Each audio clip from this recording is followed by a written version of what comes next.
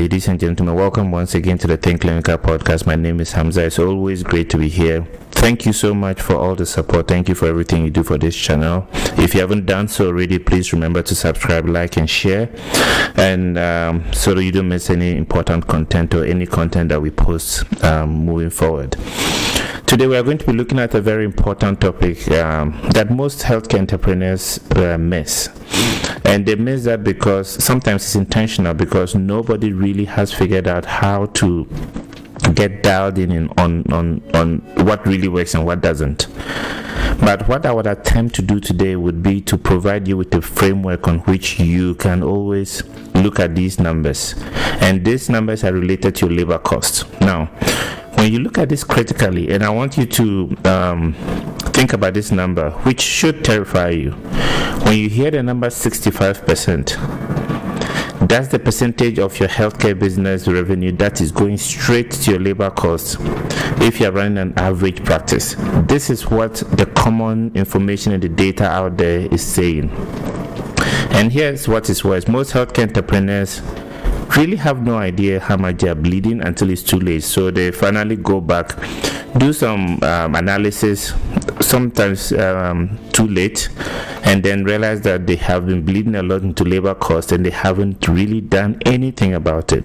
So today we are going to be looking at all those factors that actually contribute to the increased labor costs. Like, you need to understand exactly what that means. What does that even stand for in the first place? So first of all, before I even dive into anything, I need you to understand some important concepts, and I am presenting these to you with the understanding that you do not have the foundation yet on how your cost structure, your expenses are laid out. So when you look at any company or any business, we have what we call the operational cost or operating cost.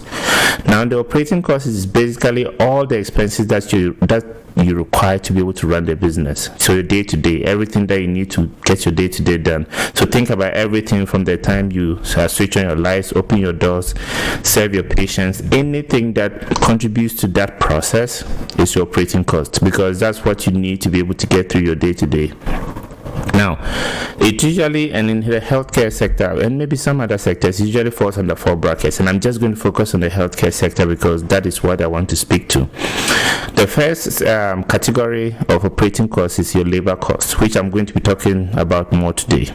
But the second one is your facility cost, which is more of a fixed cost. There's nothing you can do about it. So you're looking at your rent, which is fixed. You pay that every month whether you make money or not. You have utilities. They may go up and down, but most of the time they are around the same range. Your maintenance fees, depending on the amount of work you need to do, insurance on your physical space. All these things are facility costs that you have to start, or you have to add to your operating costs because it's part of your day-to-day. The third is your supplies and equipment, which is one of the big ones. And everything from your medical supplies to your pharmaceuticals to medication that you need for your patients, this falls into this category.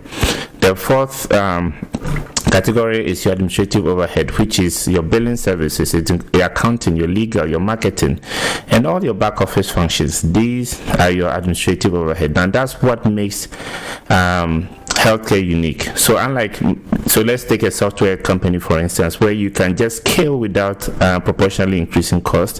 In healthcare, the more you scale, the more the cost increases, the more people you have to bring in, which contributes to your labor cost and all that. So right now, when you look at the healthcare space, there are cost challenges that you really cannot do without, because it again, as I said, it's unique in its own way. One of the things that most people would realize is that when you are in a space like this, which is heavily regulated, the regulatory compliance that you need to stay up to date with.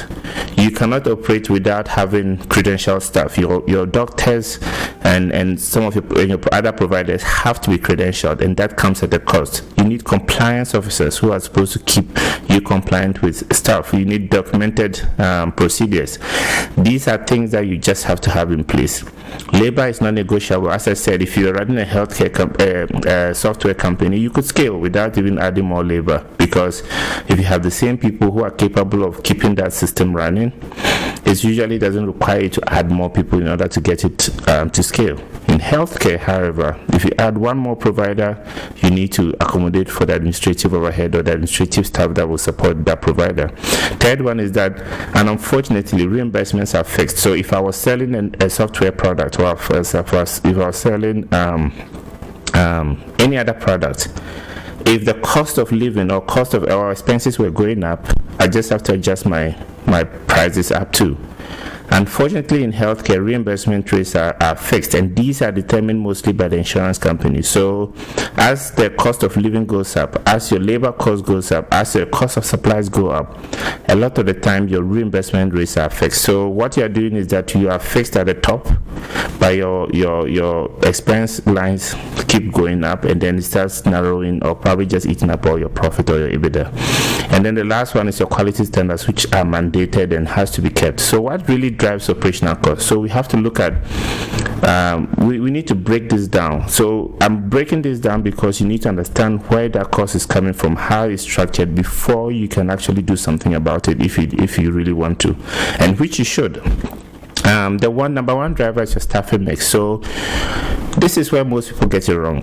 The ratio of your providers to your support staff is always the place, and it's tricky because you really don't know whether you're understaffing, in which case you are encouraging burnout, or you are optimal, which is where you want to be, or you're overstaffed, in which case you are creating a lot of downtime and people just sitting there most of the time and doing nothing. This factor alone can swing your labor cost by 15 to 20% points, depending on how you play around with it. So that's the big one. The staffing mix and your ratios are important. How many supporting staff do you have to a doctor? And I'll give you some ballpark figures that you can use, and these should be able to guide how you see or used or plan for future providers when they're coming to the practice. Your productivity and utilization. Are your providers seeing 15 patients a day, or are they seeing 30 patients a day? Are you using your equipment 40% of the time, or you're utilizing your equipment 80% of the time? This is very important, especially when you are trying to look at the component of labor costs and how to reduce it. The third one is your compensation structure. You have to look at how you are paying. Are you paying market rates? Are you paying above market rates? Are you paying below market rates? All these would have impacts on turnovers. For instance, if you're paying below market rates, it means that you're going to be losing people a lot. You're going to be spending more money trying to recruit new people and train them and get them up to speed. You are going to be losing revenue or production during those periods because there's going to be, you just don't have the capacity to be able to do the kind of work you need to do to be able to keep your lights on. So these are costs that people really don't factor in, and they probably start paying really low or lower prices than they need to be, lower rates than they need to be paying. So you need to look at your compensation structures too, and make sure that you are at the right place. Your patient volume and your payer mix, that is important because that is what really drives your revenue directly, and you want to make sure you put yourself in a position where you have the right payer mix. How many people are paying? How many cash patients do you have? How many patients are insurance patients? How many patients are on a membership plan, or do you have internal membership plans? These are the things that you need to have in a healthy balance, because as I said, you can always work on your cash or your UCR fees, but the amount of money the insurance companies will reimburse you is totally up to them. So if you have 95%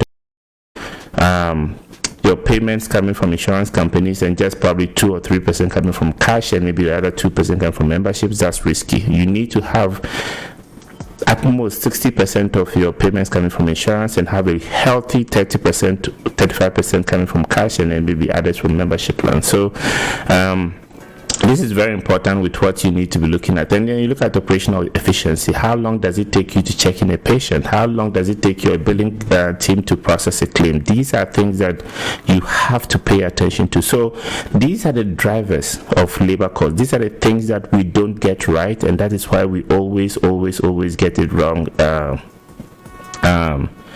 with how we staff. Now, the question here is that labor costs would either make or break you, and that's something that you need to be very clear on.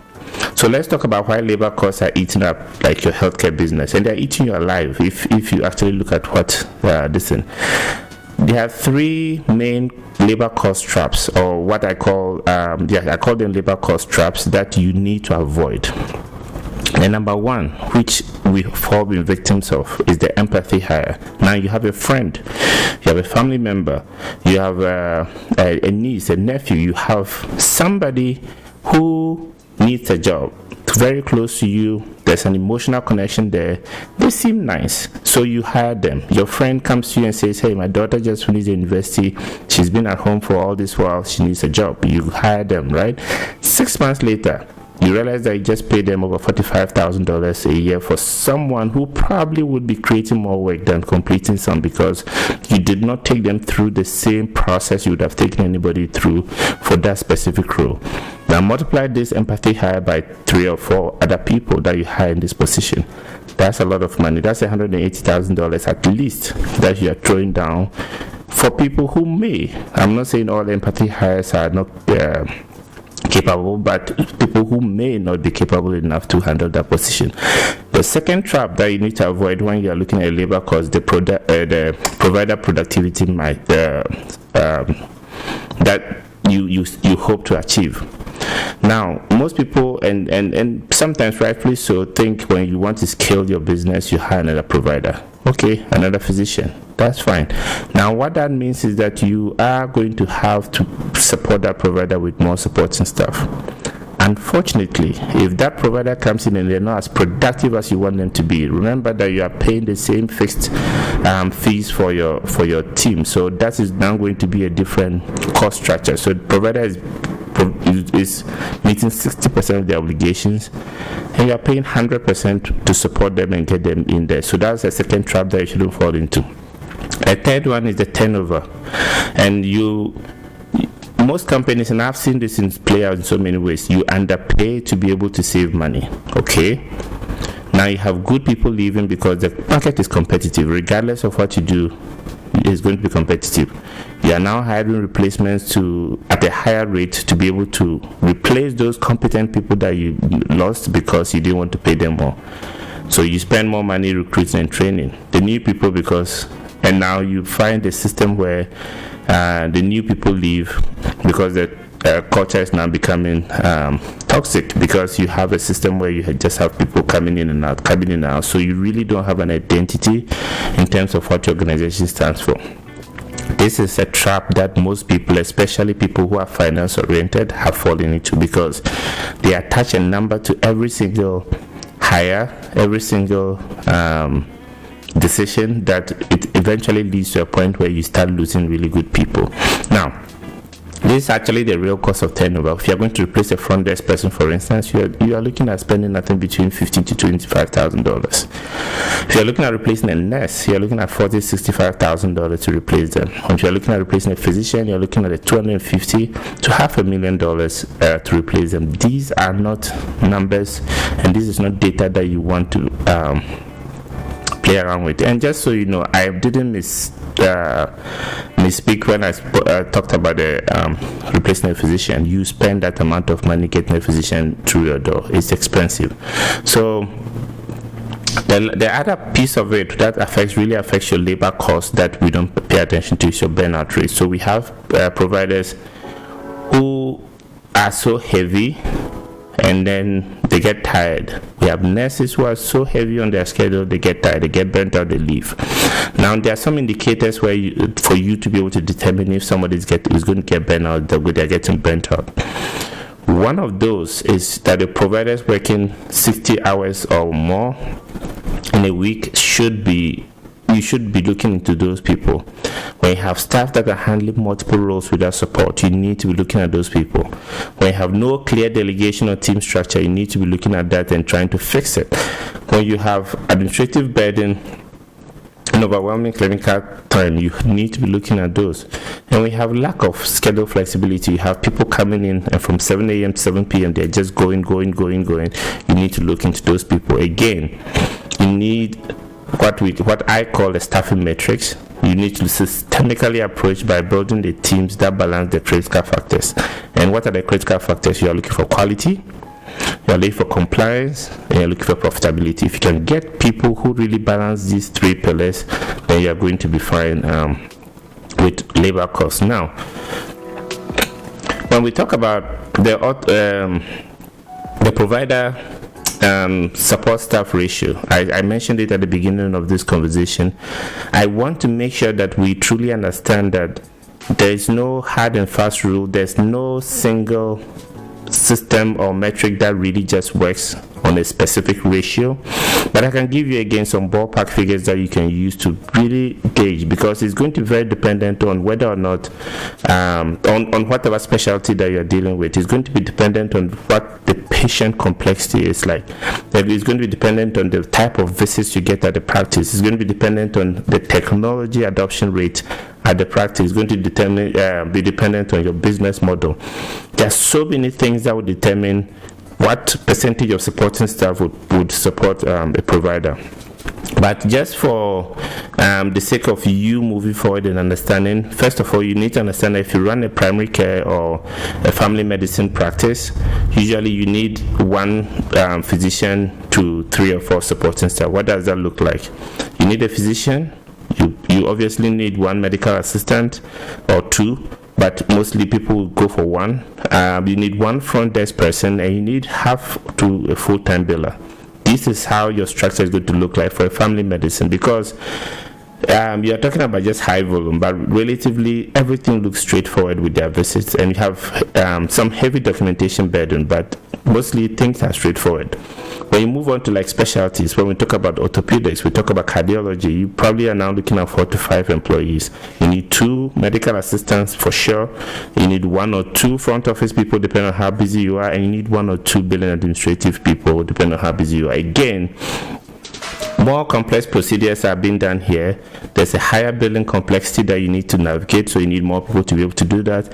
And most of these things will need pre-authorization work, which you need to be looking into and supporting. And then we have the surgical practice, which is usually like a surgeon.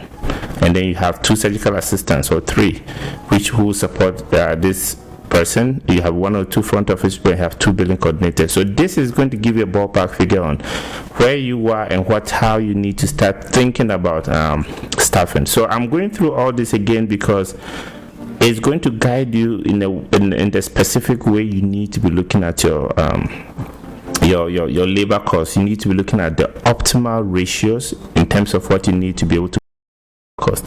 Now, when you look at the efficiency zones, that's where it gets tricky, because again, how many people do you need to do what, and what really justifies that those number of people are adequate? You need to keep trying it out to see where it's going to go.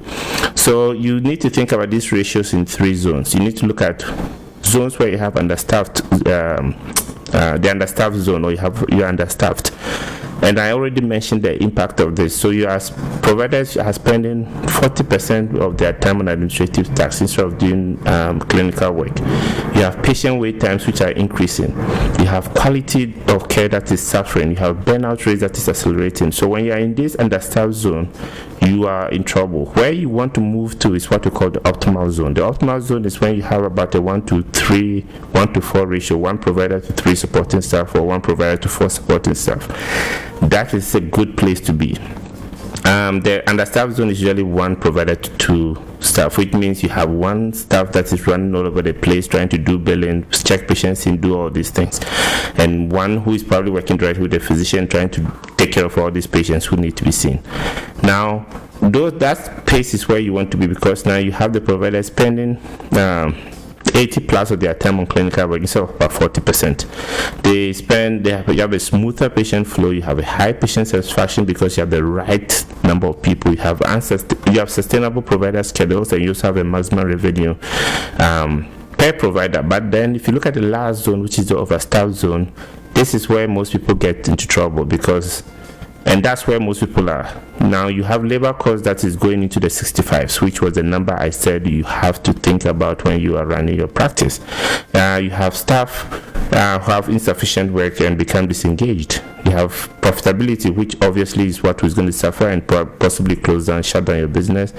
And there may be indications of workflow inefficiencies, because people are just being so inefficient and caught up in very redundant tasks that they shouldn't be doing.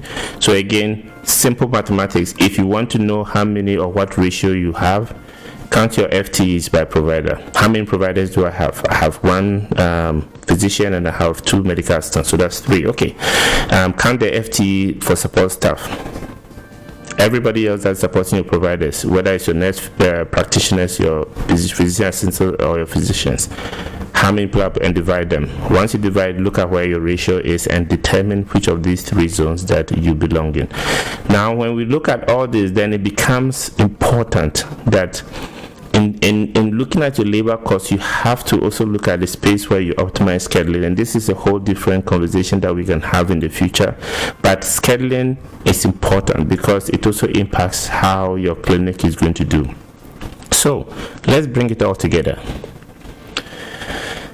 When you think about the staffing metrics, you need to determine your provider FTEs. That's the first thing. You have to count all the patient-facing providers, which is your physicians, your nurse practitioners, and your physician assistants, or your dentist, or whoever you work with. You need to calculate your required support ratio. So use the specialty benchmark. So 1 to 3 to 1 to 5, depending on which field or which specialty you are. The third step will be now to define your role, the role functions. What do clinical support staff do? That's the medical assistant, the nurses, the techs. What do they do? The front office, you need to define that. The reception, scheduling, patient coordination, your billing, and then your management, whoever is going to be in charge of everything else, you need to do that. Then the fourth step will now be to map your compensation to the market. So the first step I spoke about was, first of all, determining the provider FTEs and going on to calculate the required ratio. So if you know your providers, you know by ratio or by the specialty you are in, how many support people you need by the ballpark figures I gave you earlier. Go on to now define the role functions and then map out your compensation to market. Make sure that you are being competitive. Don't underpay in the effort to be able to be profitable. It eventually costs you more.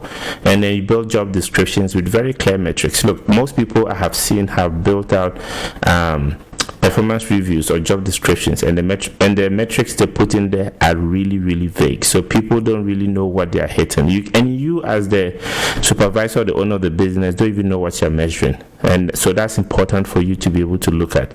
And then you have to implement leverage strategically, where you need to add mid-level clinical team members if you need to. And then you go on to create your sustainable clinic levels. Now let me just spend the last moment to talk about the financial checkpoint and what your target labor cost should be. Your provider compensation should always fall between 30 to 40% of your revenue. Again, your provider compensation should always fall between 30 to 40%. Your support staff should be between 15 to 25%. And your benefits and payroll side of it should be about 8 to 12%. So in total, labor costs will be about 53 to 65% of revenue. If you are above 65, you have a staffing problem. But again, the lower you can stay below 65, don't try to stay too low below 65.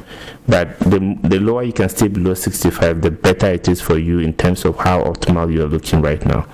And then if we look at a quick case study, you can actually look at like a hypothetical case of a clinic that has about 4 physicians and 22 support staff. That's a ratio of 1 to 5.5. Labor cost is going to be about 72% of revenue. And then when you do that, then it means that provider might or will burn out because you just have a very chaotic administrative plan. Well, you structure it very well. You're now going to be looking at 4 physicians. You add 2 mid-level clinical support staff, and you have 16 support staff, which puts you at a ratio of 2.7 to 1 provider. And in this case, you have clearly defined roles with productivity metrics, and you have optimized scheduling templates. This is what you should be looking at. And when you are able to get into the optimal zone, like I said, your revenue would increase by 25% because you have mid-level providers that are now complementing the productivity. You have labor cost percentage that will drop by 14 points. You have providers satisfaction scores that will improve. You have staff turnover that will drop, and then you have EBITDA margins that will improve by between 8 to 22%. So look at this very carefully and make sure that your action plan includes calculating your current provider to support ratio. That is important. And you need to benchmark your labor costs as a percentage of revenue and audit your scheduling, utilization, and no-show rates. And then identify where your mid-level providers, especially when you're in the medical field, could add leverage, and then go ahead and build sustainable schedule templates for your team. This has been another episode of the Think Clinical podcast. Once again, we really accept the fact that this is not a very easy model to go through. This is not something that's easy to understand, but hopefully I've been able to give you some guidelines on how you can keep this cost low. If you have any questions, please leave your comments below, and remember to subscribe, like, and share, and we'll see you in our next episode.